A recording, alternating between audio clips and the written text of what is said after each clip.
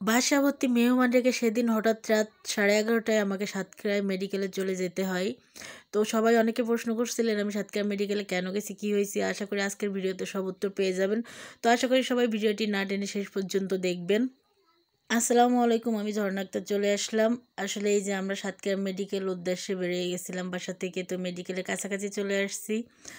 আর আমি যে মেডিকেলে কেন গেছিলাম, বাসায় মেহমান রেখে আমরা আসলে ওই দিন সারাদিন সবাই মজা করতেছিলাম, অনেক মেহমান ছিল। তার মধ্যে হঠাৎ কল আসে আমার সন্ধ্যার পরে, মানে 8টার দিকে, যে আমার বড় আঙ্কেল অনেক অসুস্থ, তাকে সদর হাসপাতালে ভর্তি করা হয়। তো সেখান থেকে ডাক্তাররা মানে হাল ছেড়ে দিয়ে আমার আঙ্কেলকে মেডিকেলে ট্রান্সফার করে। তো মেডিকেলে আমি ভাবছিলাম যে সকালে আসবো পরদিন, কিন্তু গুরুতর অবস্থা খারাপ শুনে আমি আর থাকতে পারি নাই। তো সেই রাতেই আমি রওনা দিয়ে দিই মেডিকেলের উদ্দেশ্যে।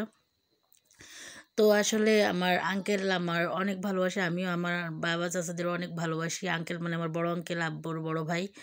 তো আমি আর থাকি নাই কোনোভাবে। আর আপনাদের ভাইয়াও আমার কোনো কিছুতে আটকায় না, সে আমার মানে কান্না দেখেই আর কি সেই রাতেই নিয়ে চলে আসে। তো আমরা মেডিকেলের উদ্দেশ্যে রওনা দিয়ে যে মেডিকেলে পৌঁছে যাই। তো এখানে বলতে পারেন যে ভিডিও কে করছে, আসলে ভিডিওটা আমার ছেলে করছিল। জানে আম্মু মানে ভিডিও বানায়, অনেকে প্রশ্ন করতে পারে, তার কারণে ছেলেটা ভিডিও করে রাখছে। আমি পরে আজকে পাইছি ভিডিওগুলা। তো এখানে আমরা নামতেছি, আসলে আমি খুব কান্না করতেছিলাম, মানে ভাবতেছিলাম এই আমি বিশ্বাস করতে পারতেছিলাম না। সবাই বলতেছিল আঙ্কেলকে আইসিইউতে দিছি, দেখতে দিচ্ছে না। তো আমি এই জন্য চলে আসছিলাম। তো আমার আসতে আসতে প্রায় 11:30-12টা বেজে গেছিলো। আমি 11:30টার দিকে মানে 11টার পরে বাসা থেকে বেরোইছি, আর এখানে আসছি আমি 12টার দিকে 11:30-12টা, মানে বেশিক্ষণ লাগে নাই, রাতে ফাঁকা রোড, তো এই জন্য দ্রুত বেরিয়ে গেছি। তো আমি গাড়ি থেকে নেমে গেলাম। তারপরে আঙ্কেলকে খুঁজতে বেরিয়ে গেছি। আঙ্কেল 400 মানে সরি 4তলায় ছিল আইসিইউতে। তো আমি এখানে লিফটে উঠে যাই, কারণ রাত্রে 4তলায় ওঠা সম্ভব না, লিফট ফাঁকাই ছিল। তো আমরা এখানে খুঁজতেছিলাম লিফট কোথায় আছে, অনেক বড় এরিয়া তো মেডিকেলে। তো অবশেষে পেয়ে যাই, তারপরে আমরা লিফটে উঠি। তো ওখান থেকে আমরা লিফটে উঠেই 4তলায় যাওয়ার জন্য ওয়েট করতে থাকি। আসলে অপেক্ষার মানে পোর্ট অনেক কঠিন থাকে। আমার শুধু মনে হচ্ছিল আমি কখন চাচুকে আঙ্কেলকে দেখবো, আর আমি আঙ্কেলই বলি সবসময়। তো আমি যাই দেখি আঙ্কেল আইসিইউতে, আর সবাই কান্নাকাটি করতেছিল। আসলে আইসিইউতে কাউকে দেখতেও দেয় না। আমি এত কষ্ট করে এসেও কিন্তু ওই রাতে আঙ্কেলকে দেখতে পাই নাই। পরে কিছুক্ষণ মানে ঘন্টাখানি থাকছিলাম। তারপর দিন বাসায় মানে অনেক রাতে বাসায় ফিরি, এবং বাসায় ফিরে রাত্রে কোনো রকম কাটিয়ে আম্মুর ওখানে থেকে তারপর আবার সকালে হসপিটালে চলে আসি মেডিকেলে।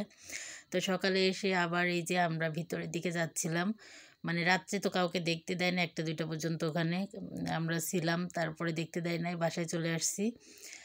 তো আইসিইউতে তো জানেনই কাউকে দেখতে দেয় না। তো আমি দেখবো বলে আবার সকালবেলা চলে আসছি। শুনছিলাম সকালেও নাকি দেখাবে না, যে আঙ্কেলের ছোট ছেলে এখানে দাঁড়িয়েছিল। আসলে আমরা অনেক টেনশনে ছিলাম, কি হয় কি হয়, আঙ্কেলকে নিয়ে অনেক ভয়েই ছিলাম। তো আমার আঙ্কেলের হার্ট ব্লক হয়ে গেছিল সব কয়টা। আমার মনে হচ্ছিল আমি আঙ্কেলকে কখন দেখবো। আসলে আঙ্কেলকে দেখি নাই। তো রাত্রে ভয় হচ্ছিল যে দেখাইলো না কেন তারা। আইসিইউতে তো অনেক সময় অনেক কিছুই ঘটে। আসলে এই সিচুয়েশনটা অনেক কঠিন। আমিও কিছুদিন মানে আগে কাটিয়ে আসছি আপনাদের ভাইয়ার জন্য। আপনাদের ভাইও মানে এখান থেকে 2-2.5 বছর আগে একবারে মানে এরকম বড় একটা ঘটনা ঘটে, তার মেজর অ্যাটাক হয়, তাকে আমরা ঢাকায় নিয়ে এমার্জেন্সি 3টা রিং বসাই। তো এই জন্য আরও টেনশন করতেছিলাম, আমার আঙ্কেলেরও সেই সেম পরিস্থিতি। তো আঙ্কেলকে আইসিইউতে রাখছিল, আমি এসে দেখি আঙ্কেলকে আলহামদুলিল্লাহ মানে সিসিইউতে রাখছে। আঙ্কেলকে আইসিইউ থেকে বের করে সিসিইউতে রাখছে অবজারভেশনে।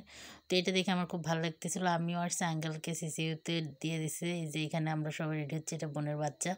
তো আমার আঙ্কেলকে এখানে বসায় রাখছে, সবাই দেখতেছে, মানে সব ভিড় জমাইছে আত্মীয় স্বজনরা। তারপরে তো আজকে আঙ্কেলকে বেড়ে দিয়ে দিছে, আলহামদুলিল্লাহ অনেক খুশি। এটা দেখে আমরা মানে অনেক খুশি হয়েছি, এতটা খুশি ঈদের মতো, মানে সবাই খুশি।